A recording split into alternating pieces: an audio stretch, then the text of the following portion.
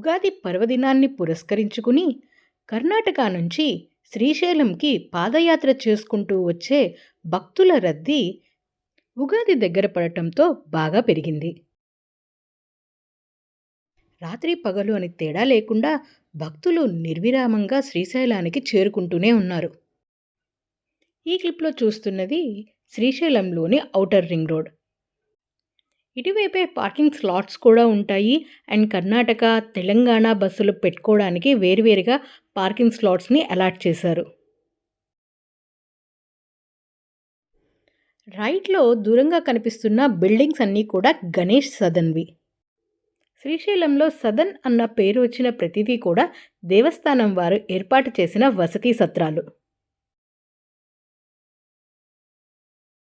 శ్రీశైలంలో దేవస్థానంకి సంబంధించిన గణేష్ సదన్, గంగా సదన్, మల్లికార్జున సదన్ అంటూ అనేక వసతి సత్రాలున్నాయి.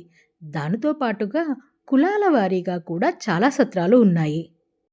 శ్రీకృష్ణ దేవరాయలు సత్రం, కాకతీయ సత్రం, వరంగల్ సత్రం, కౌండిన్య సత్రం, అల్లూరి సీతారామరాజు సత్రం, చాలా గెస్ట్ హౌస్లు, ఫినిక్స్ వంటి కాస్ట్లీ రూములతో పాటు డార్మెటరీస్ కూడా చాలా ఉన్నాయి.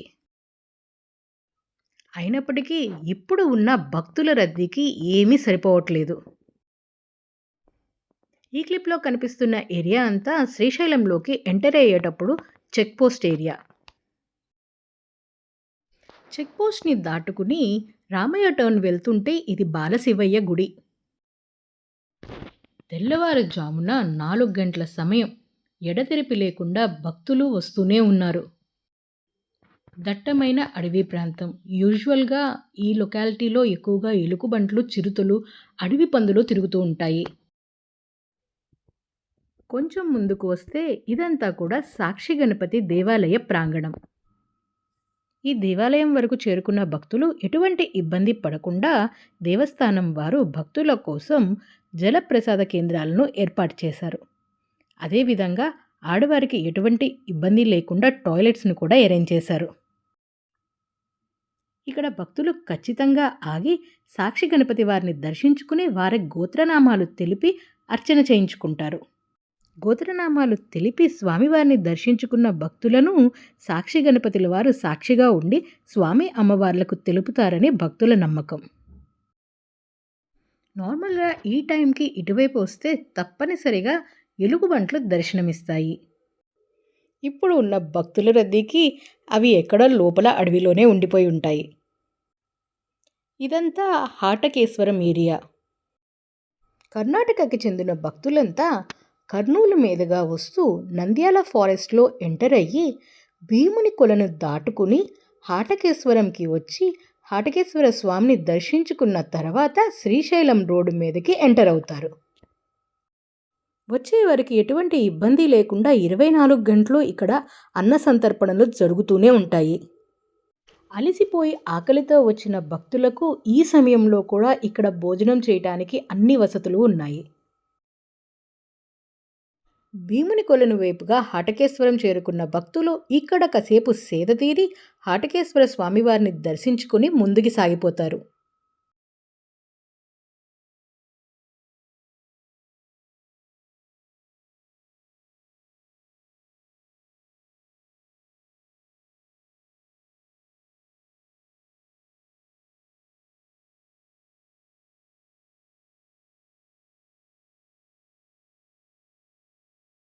భక్తులు నీళ్ల కోసం ఇబ్బంది పడకుండా దేవస్థానం సిబ్బంది అక్కడక్కడ జలప్రసాద సేవలను కూడా అందిస్తున్నారు. ఈ ప్రాంతం వరకు చేరుకున్న ఒక సమూహం అలసిపోయి విశ్రాంతి తీసుకుంటే అలసట తీర్చుకున్న ఇంకొక సమూహం ముందుకి నడిచిపోతుంది. చిమ్మ చీకట్లో టార్చ్ లైట్ల వెలుగులో శ్రీ మల్లికార్జున స్వామి, భ్రమరాంబిక అమ్మవార్లను దర్శించుకోవటం కోసం చకచక అడుగులు వేస్తూనే ఉన్నారు. ఇక్కడ సేద తీరుతున్న ఒక భక్తునితో మాట్లాడే ప్రయాణం చేయగా తాను రాయచూర్ నుంచి వస్తున్నానని 280 కిలోమీటర్లు పాదయాత్ర చేసుకుంటూ ఇక్కడికి చేరుకున్నానని 4 రోజుల సమయం పట్టిందని తెలిపారు. रायचूर वहाँ से पैदल आए। कितने किलोमीटर आएगा? कितना दूर आएगा? 200 280 280। कितने दिन लगे आने के लिए? 4 दिन। భీముని కొలను నుంచి హాటకేశ్వరం చేరుకునే దారిలో ఈ విధంగా టీ, కాఫీ, పాలు, బన్నులు నడిచి వచ్చే భక్తులకు అందిస్తున్నారు.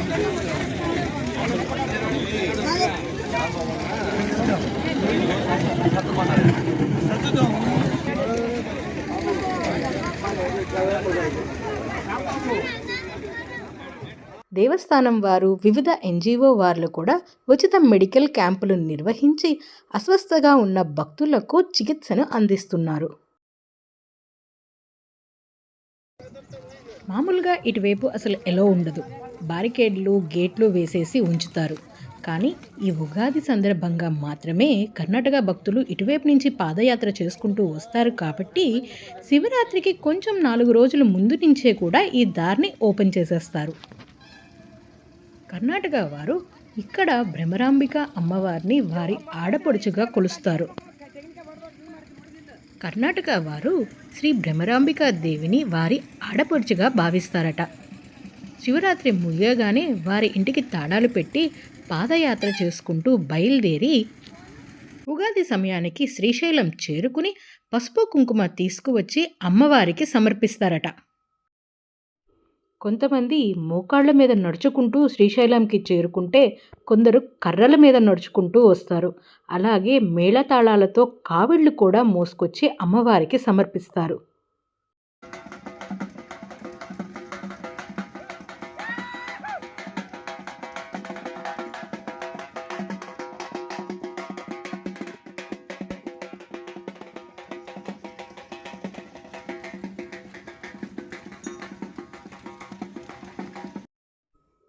కీచుమంటున్న అడవిలో కూడా స్వామి అమ్మవారిని దర్శించుకోవటానికి భక్తులు ఎంత ఉత్సాహంగా వస్తున్నారో మీరు కూడా చూడండి.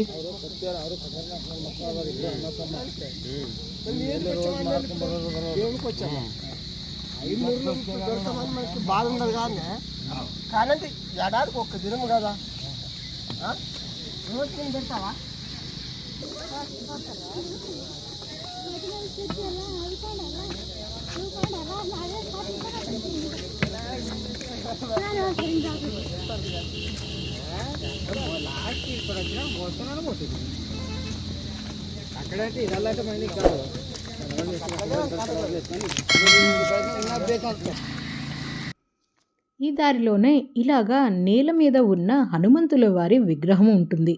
ఇక్కడ ఆగి భక్తులు పసుపు కుంకుమ సమర్పించి స్వామివారిని సేవిస్తున్నారు. హనుమంతుల వారు ఇక్కడ ఈ విధంగా ఎందుకు ఉన్నారు అన్న విషయాల గురించి రానున్న వీడియోలో తెలుసుకుందాం. ఇప్పుడైతే మీరు స్వామివారిని దర్శించుకొని మనసారా నమస్కారం చేసుకోండి.